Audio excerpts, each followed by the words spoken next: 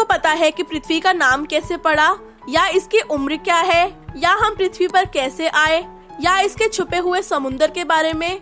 आज की वीडियो में हम ऐसे ही रहस्यमयी सवालों का जवाब देंगे, तो आखिर तक बने रहें, क्योंकि आखिर में हम आपको एक मजेदार चीज के बारे में बताएंगे जिसको सुन के आपके होश उड़ जाएंगे। चलिए चलते हैं। और हाँ, अगर आपको ये वीडियो अच्छा लगे तो इस वीडियो को लाइक और हमारे चैनल को सब्सक्राइब करना ना भूलें।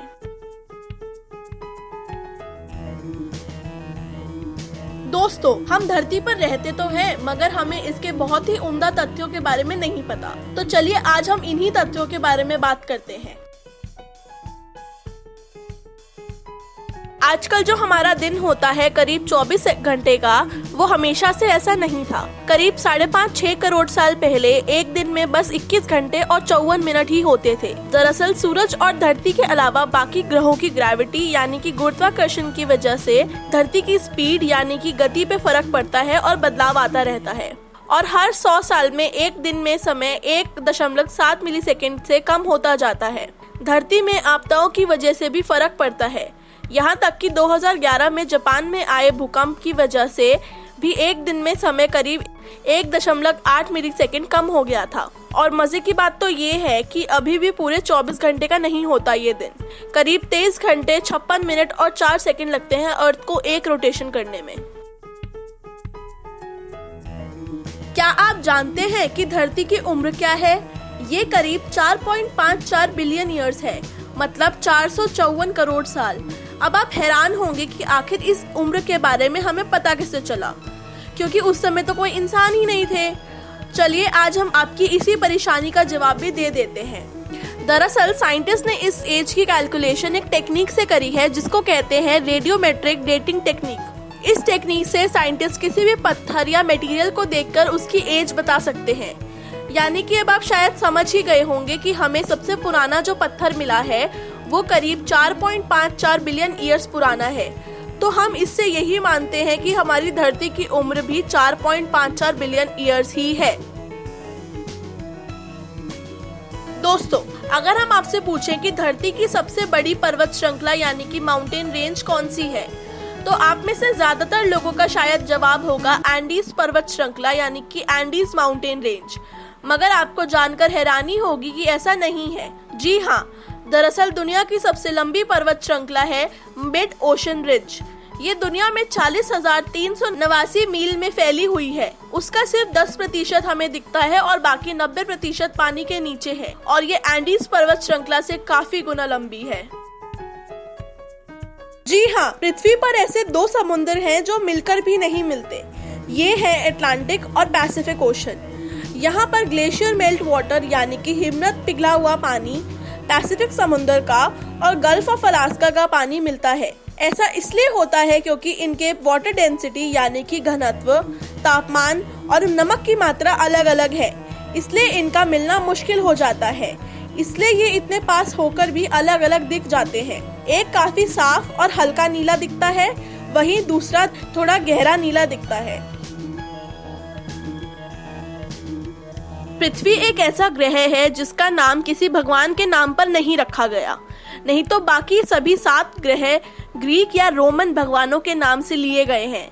Mercury, Venus, Mars, Jupiter, Saturn ये नाम प्राचीन समय में रखे गए थे क्योंकि ये ऐसे ही आंखों से दिख जाते थे।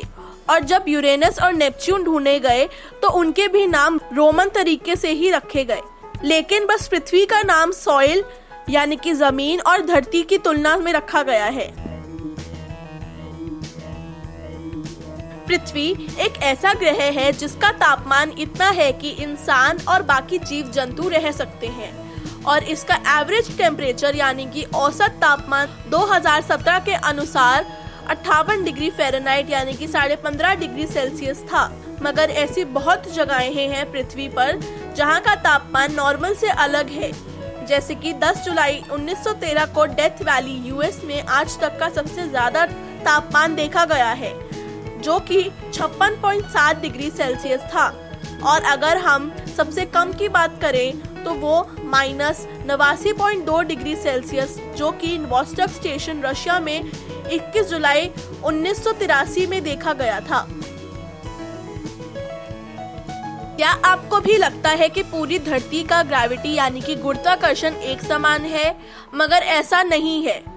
कनाडा का हडसन बे एक ऐसा ही उदाहरण है। यहाँ की ग्रेविटी यानी कि गुरुत्वाकर्षण पृथ्वी की बाकी जगहों की तुलना में काफी ज्यादा कम है और यहाँ तक कि माउंट नेवाडो जो कि पेरू में है, वहाँ पर सबसे कम गुरुत्वाकर्षण है और दूसरी ओर सबसे ज्यादा गुरुत्वाकर्षण धरती में आर्कटिक ओशन की सतह पर है।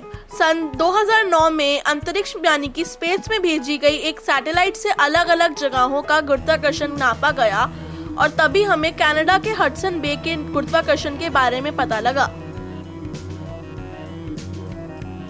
पृथ्वी पर करोड़ों तरह की प्रजातियां रहती हैं और उसमें से सबसे ज्यादा दिमागदार इंसान ही है। और दूसरी बात ये है कि जानवरों की प्रजातियों में इतने प्रकार हैं कि हमें उनमें से खाली 15% के बारे में ही पता लग पाया है। यहाँ तक कि हम इतने बुद्धिमान होने के बावजूद भी हम ये नहीं पता लगा पाए कि हम आखिर इस पृथ्वी पर कैसे और कहां से आए।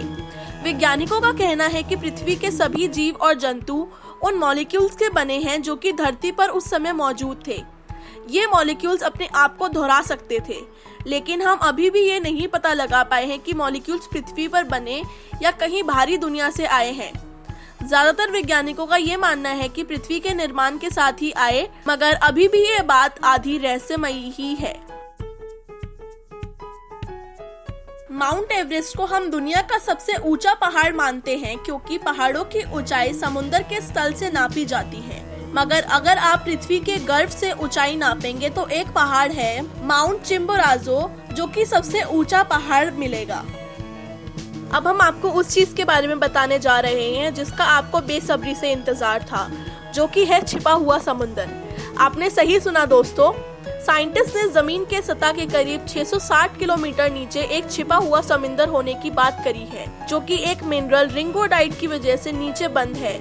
माना जा रहा है कि इस समुंदर में पृथ्वी की सतह पर मौजूद सभी समुद्रों से 3 गुना ज्यादा पानी है, जो कि पानी की तरह नहीं है बल्कि बर्फ की तरह है। और क्योंकि धरती के अंदर से गर्मी ज्यादा है तो धीरे धीरे वो पिघल रहा है। कुछ साइंटिस्ट का ये भी मानना है कि जो समुंदर धरती के ऊपर आ चुके हैं वो भी इसी तरह धरती के अंदर थे, मगर बाद में धरती के ऊपर होने वाली अलग अलग चीजों की वजह से वो बाहर आ गए। पृथ्वी इतनी शानदार है कि उसके बारे में ऐसी काफी मनोरंजक चीजें हैं और एक वीडियो में हम नहीं बता सकते।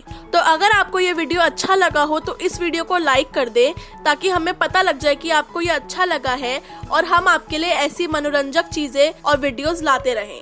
और सब्सक्राइब करना ना भूलें और साथ ही साथ घंटी भी बजा दें ताकि आपको पता लग जाए जब भी हम आपके लिए ऐसी शानदार वीडियोस लेकर आएं।